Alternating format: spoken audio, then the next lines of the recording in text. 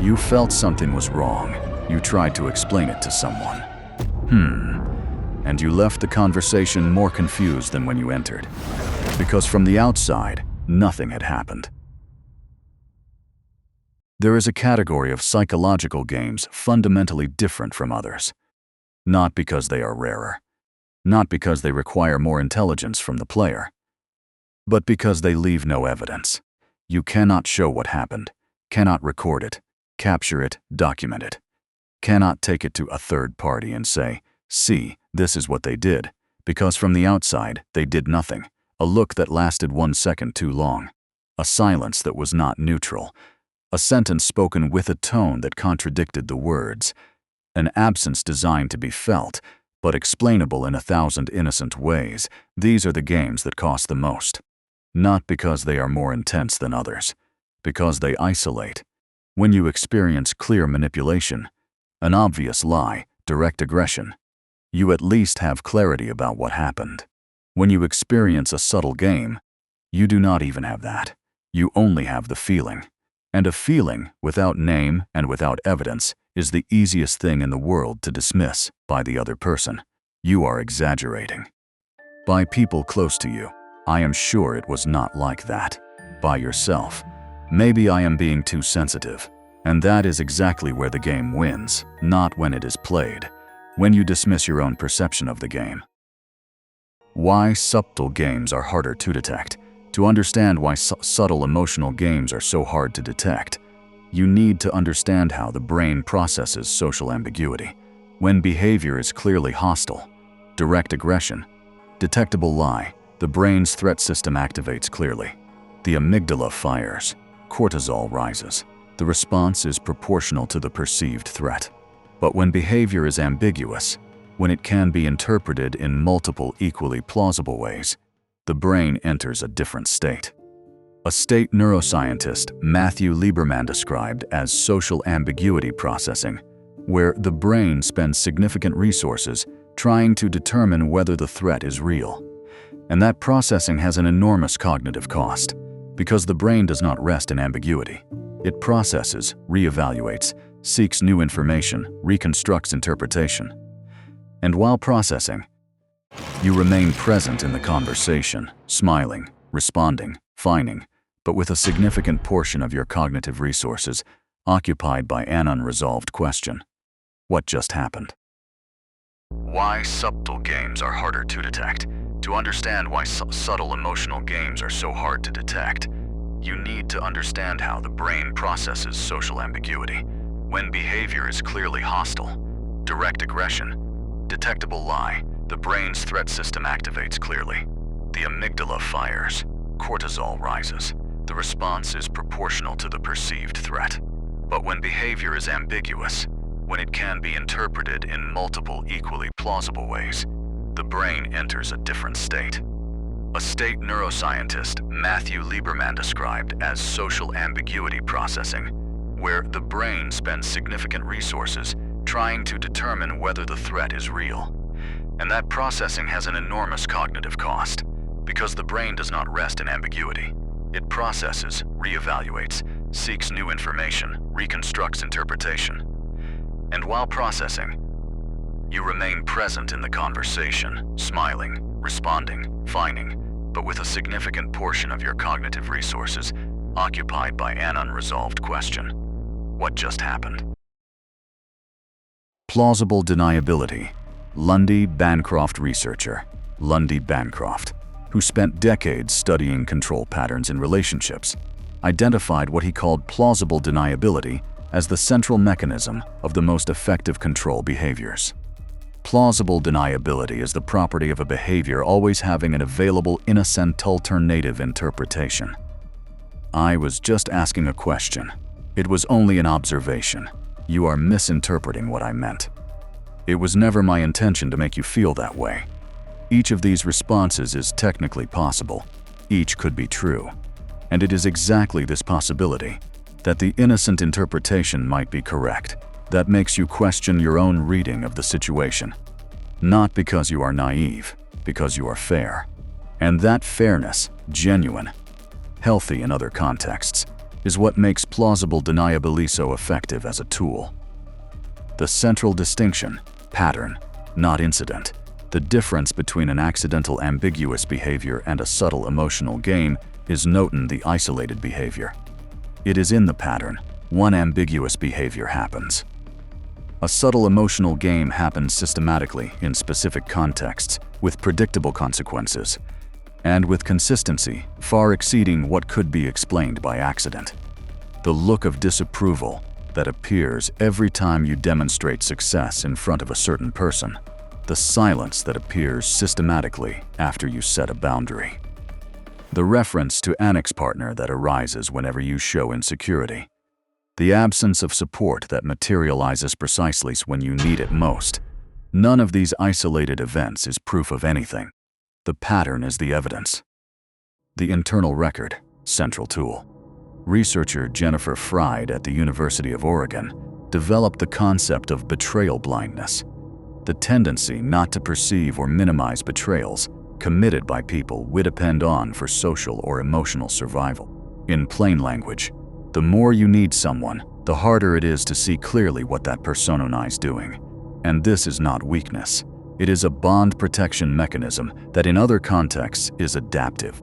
But in contexts of subtle emotional games, this mechanism works against you. Because it makes you minimize precisely what most needs to be seen clearly, the tool that counterbalances this has a simple name. The internal record. Not an accusation diary. Not a list of evidence to present in court. An honest, private, consistent record of what you observed, what you felt, and what happened afterward. Because the pattern, where the real evidence of subtle games lives, only becomes visible when you stop evaluating each event in isolation and start seeing the sequence. And the sequence, over time, is impossible to deny. A note before we begin. The games you are about to see are different from the 5 in the previous video. Those had clear structure, an identifiable sequence of moves.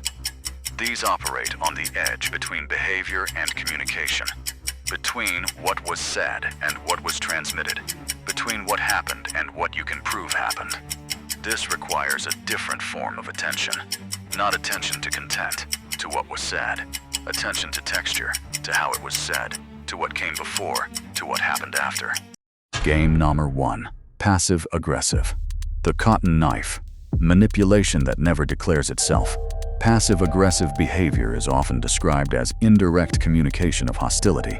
That definition is correct, but incomplete. What defines it as a game, and not just a dysfunctional communication style, is the function it serves. Producing a specific emotional effect in you without creating responsibility for the effect produced. A knife that leaves no mark. The mechanics. 3 simultaneous layers. Layer 1. The surface message. What was said always plausible, often generous in appearance. Do not worry, I will handle it. It is fine, you can go. Of course, it is your decision. Layer 2. The emotional subtext. What was transmitted through tone, expression, timing, directly contradicting the surface message. The do not worry, spoken with a sigh that communicates the exact opposite.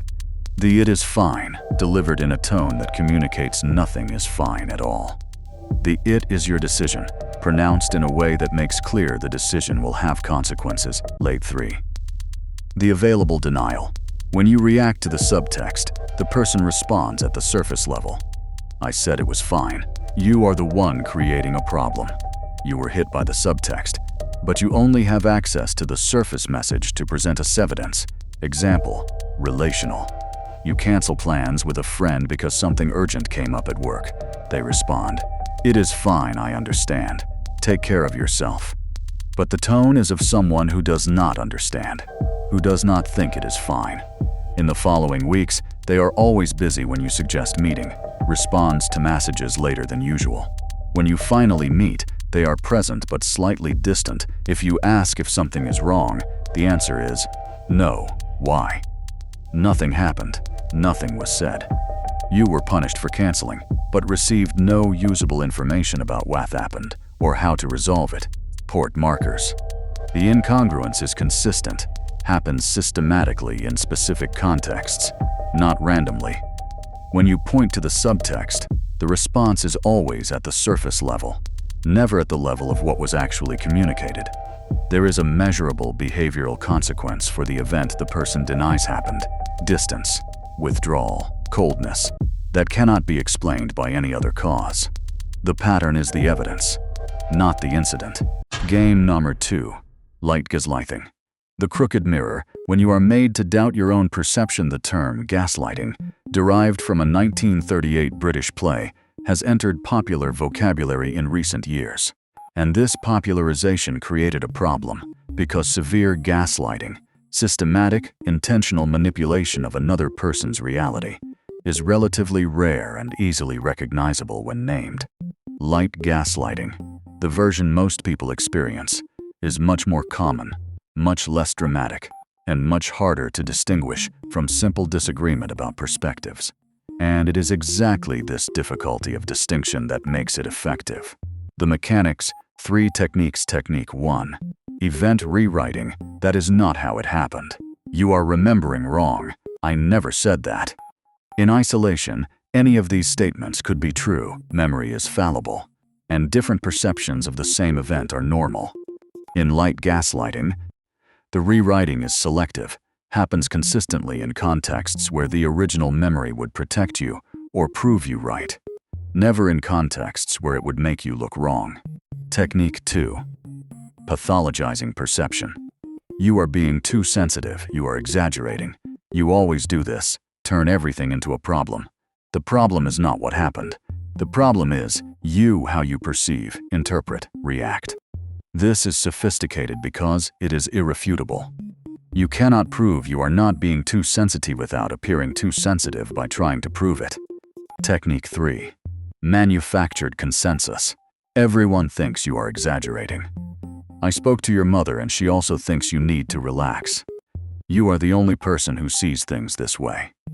You are now not just in conflict with one person.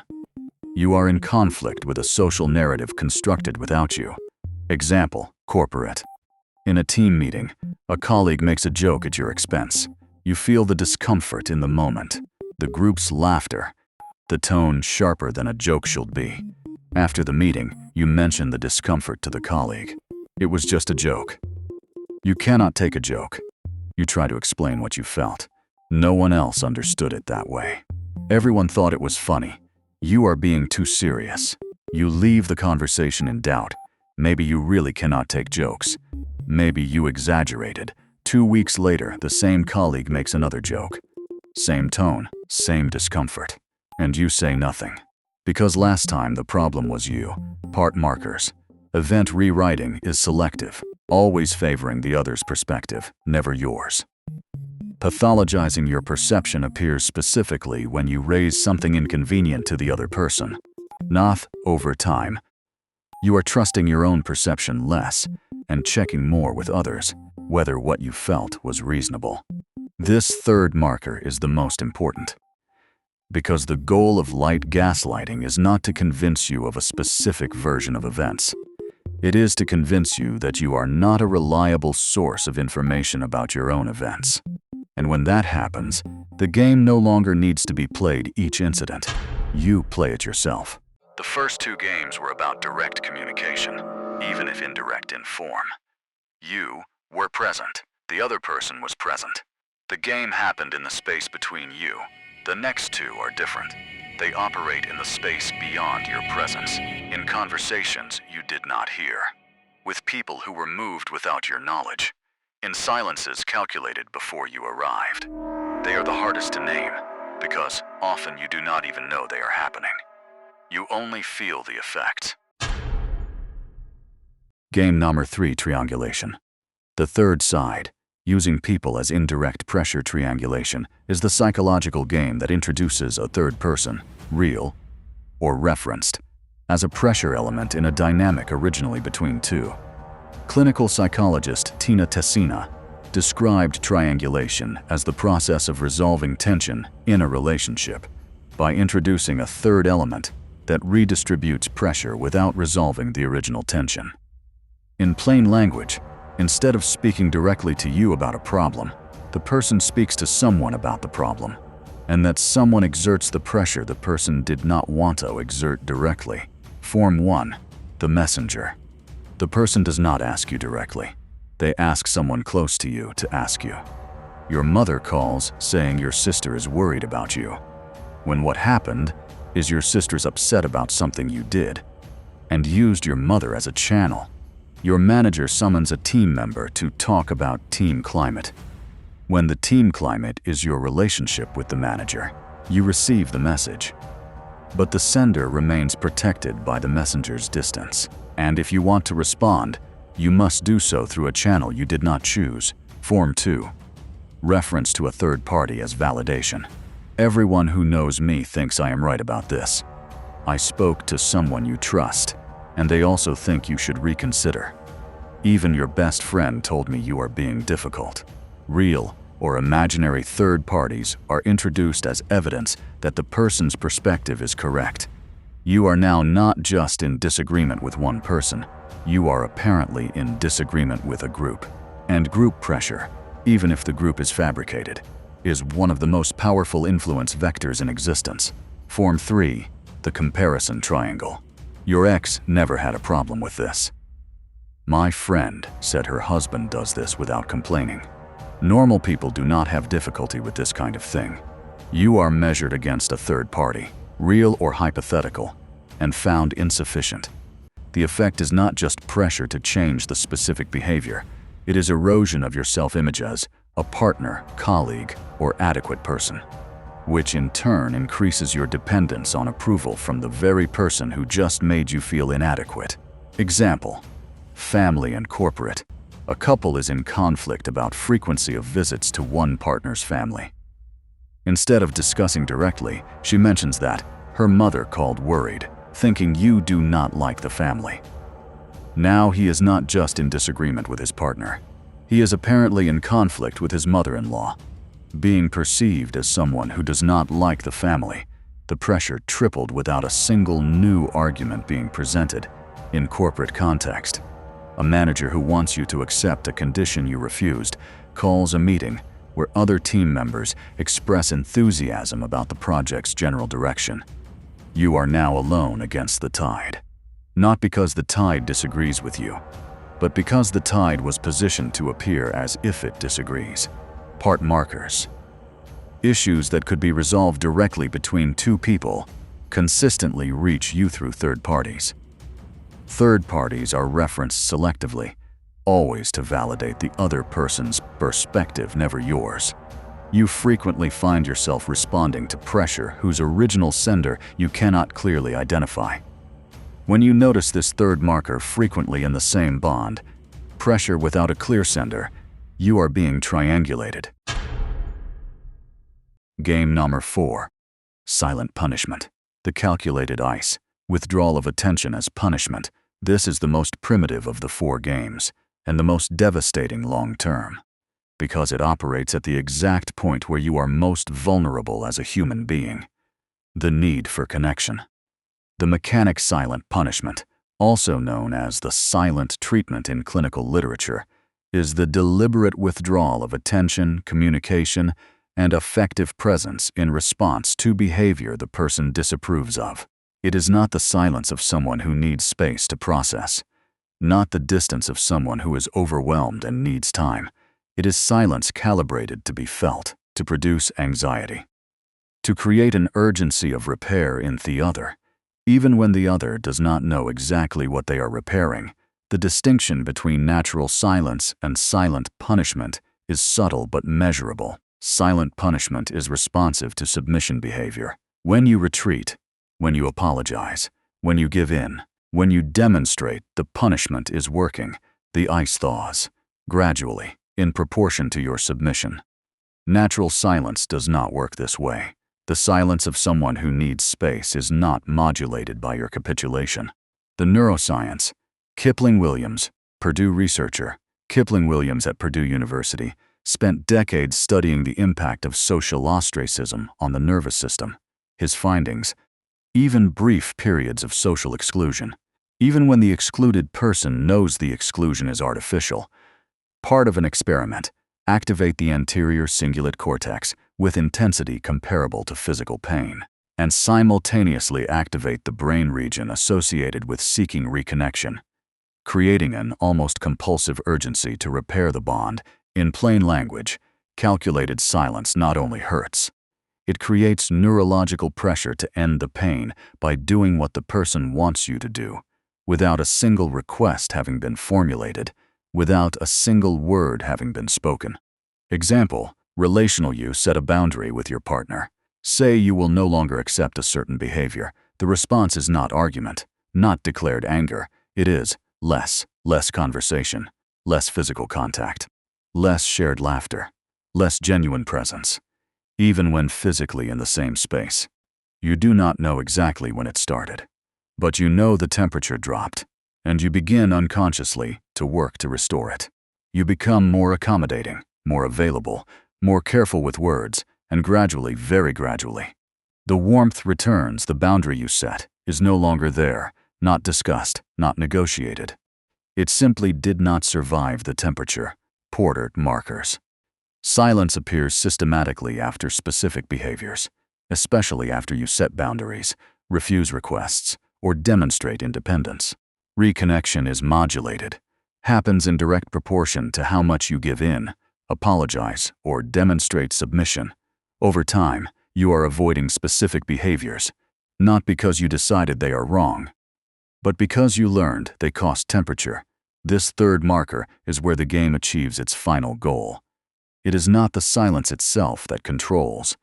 It is the behavior you learn to avoid so you do not feel the silence. The most effective silent punishment is not the one you are experiencing now.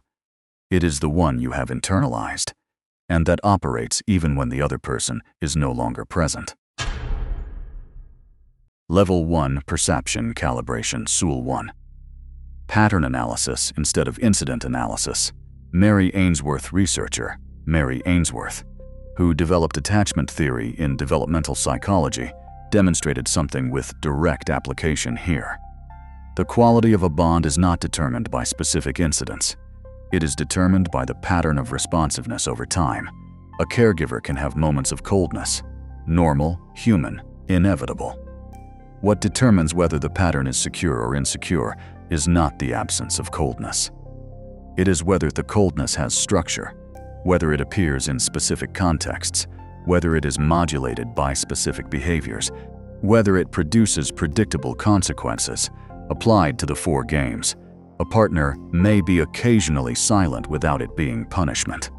What turns silence into silent punishment is the structure, appearing systematically after boundaries are set, dissipating in proportion to your submission. A colleague may disagree with your memory of an event without it being gaslighting.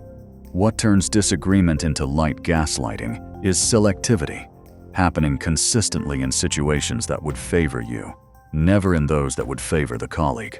The practical tool: you stop asking, "What does this incident mean?" and start asking, "What is the pattern of the last 3, 5, 10 similar incidents?" Tool 2.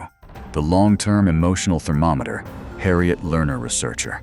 Harriet Lerner developed the concept of the long-term emotional thermometer ASA relational analysis tool. The idea is simple. Over time in a bond, are you becoming more or less yourself? Not in terms of specific events. In terms of general tendency, are you speaking more or less about what you think? Setting more or fewer boundaries? Trusting your own perception more or less? Avoiding more or fewer behaviors that were natural before? If the trend over time is contraction, you becoming progressively smaller, more careful, more monitored. That is information. Not proof of a specific game, but information that something in the bond is operating against your expansion. Sul 3. Structured selective validation. One of the most common consequences of the 4 games, especially light gaslighting and silent punishment, is the gradual erosion of trust in your own perception. You start checking everything with others before trusting what you felt. The tool here is to identify 1 or 2 people outside the system, with no relationship to the person you are analyzing, no stake in the outcome, a history of honest feedback with you, and use those people as calibration anchors, not to confirm your version. to have an uncontaminated external perspective. And if the external perspective consistently validates what you were feeling but doubting, doubt was the product of the game, not an honest assessment of your perception. Level 2. Strategic response. The rule governing all responses to subtle games is 1. Never confront the game at the level where it operates. If you confront passive-aggressive behavior directly, the response will be at the surface level, and you will leave the conversation looking like you created a problem where none existed. If you accuse light gaslighting without solid evidence, the accusation will be used as new evidence that you are too sensitive. If you name triangulation, you will seem paranoid about conversations you were not even present for. If you accuse silent punishment, the accused will ask what you are talking about, and the silence will continue. Confronting the game at the level where it operates gives the game exactly what it needs to continue. The effective response operates at a different level for passive-aggressive behavior. The response is not to point out the incongruence between what was said and how it was said. It is to respond at the surface level with complete literalism. "It is fine, you can go." Spoken with a tone that is not fine, you respond, "Great, I will go then. Let me know if anything comes up." You refuse to enter the subtext. The person now either needs to declare what they are feeling, which the game is designed to avoid, or absorb the consequence of having said it was fine. Over time, responding at the surface level with literalism makes the game less effective, because the subtext stops producing the effect it was producing. For light gaslighting, the response is not to argue about which version of events is correct. It is to anchor in experience without debating facts. "You are remembering wrong." Response: "It is possible our memories are different. What I know is what I felt, and what I felt was this." You left the debate about facts, where the other person has advantage because they can regurgitate indefinitely, and entered the terrain of subjective experience. Subjective experience cannot be rewritten. You felt what you felt. For triangulation, the response is not to confront whoever was used as messenger. It is to refuse the triangular structure and redirect to direct communication. "I heard through person that you are worried about X." Response: "I would rather talk to you directly about this. What are you feeling?" You did not accuse anyone of using third parties. You simply closed the triangular channel and opened a direct one. The person now either needs to have the conversation directly, which weakens the triangulation structure, or refuse the direct channel, which reveals that triangulation was preferred for reasons they do not want to declare. Either way, you gained information for silent punishment. This is the most counterintuitive response, and the most powerful. Silent punishment works because you move toward the ice. You seek reconnection. You give in. You restore the bond through submission. The response is to refuse that movement. Not with hostility, not with confrontation. With autonomous regulation, you continue your life normally. You do not anxiously seek reconnection. You do not demonstrate. The silence is producing its intended effect. When silence does not produce submission, it must be escalated or abandoned. If escalated, if silence becomes declaration, you have something concrete to address. If abandoned, if reconnection happens without you having given in, you have information about what the game needed and did not get. And in both cases, the boundary you set remained. Shielding against subtle games is not impermeability. It is the combination of seeing the pattern before being moved by it, and responding in a way that the game finds nothing to grip. It is not armor, it is field. Let me start this section with a question, not rhetorical. A real question I want you to consider honestly. How many times in your life have you felt something was wrong in an interaction, and spent hours, days, weeks trying to convince yourself you were wrong? How many times have you dismissed your own perception before giving it an honest chance? How many times has doubt about your own reading been stronger than doubt about the other person's behavior? For most people who have made it this far in this video, the answer is many times. The central mechanism, what this video named, is not just 4 emotional games. It named the mechanism that makes all of them work. All 4 games, passive-aggressive, light gaslighting, triangulation, silent punishment, depend on the same condition to persist: that you be an unreliable witness to your own experience, not that you be naive, not that you be weak, but that you apply to your own perception a level of skepticism you do not apply to others' perception. That you assume if something cannot be proven, it cannot be true. That you confuse absence of evidence with absence of event. And this confusion, genuinely honest in intention, is the soil where subtle games grow. Epistemic injustice, Miranda Fricker. Philosopher Miranda Fricker developed a concept that has become central to contemporary epistemology. She called it epistemic injustice, the condition of being harmed, specifically in one's capacity to be recognized as a reliable source of knowledge about one's own experience.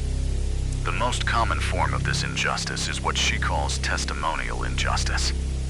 When the credibility you receive is systematically lower than the credibility you deserve, in contexts of subtle emotional games, this happens specifically and repeatedly. Your perception is questioned, your memory is rewritten, your sensitivity is pathologized, consensus is fabricated against you, and over time, if this happens frequently enough, for long enough, in bonds important enough, you internalize this testimonial injustice. You become the first to question your own perception. The game no longer needs to be actively played. You play it yourself. What changes so? What changes when you stop doubting what you saw? I am not saying you should stop questioning. Questioning is healthy. Calibrating perception is necessary. What changes is the starting point of doubt. Instead of assuming your perception is probably wrong and needing to convince yourself otherwise, you assume your perception is valid data, and then examine that data with rigor. The difference seems small. The results are radically different. When you assume your perception is valid, you examine the pattern instead of dismissing the incident. You keep the internal record instead of rewriting memory. You anchor in experience instead of debating facts. You refuse the triangular structure instead of processing message through channels you did not choose. You maintain autonomous regulation instead of factiously moving toward the ice. Each of these responses begins with the same assumption, that what you felt happened, even if you cannot prove it, even if the other person denies it, even if third parties did not see it, because absence of proof is not the same as absence of event, and you know the difference. The real cost of seeing. One final honesty before the end. When you develop the ability to see subtle games clearly, you will see games where you once saw normalcy. That is disturbing. Not because you are becoming paranoid, but because some bonds you called normal were, in reality, structured around games you had not named. And seeing this, finally, clearly, changes your relationship to those bonds in a way that has no simple return. You will need to decide what to do. I am not saying the answer is always to leave. Sometimes the answer is to name the pattern directly and discover the other person is willing to change. Sometimes the answer is to change what you bring to the bond, your responses, your boundaries, your availability. Sometimes the answer is distance, reduced investment in a bond that costs more than it nourishes. Sometimes the answer is ending. There is no universal answer. There is the answer you can make consciously. Instead of the answer the game made for you, you will sit in a conversation in the coming days. And you will notice the tone that contradicts the words. Notice when your memory is being selectively rewritten. Notice when a third party is introduced where the conversation should be direct. Notice when the cold has been calibrated to be felt, and for the first time, you will not dismiss what you noticed, not because you will have absolute certainty, but because you will have something these games systematically tried to take from you, the confidence that what you feel is real information about what is happening. That confidence is not arrogance. It is the only starting point from which any real shielding is possible. Subscribe, not for more content, for the ability to see, comment, One pattern you are going to break. Share this with someone who needs to see the board. See you next.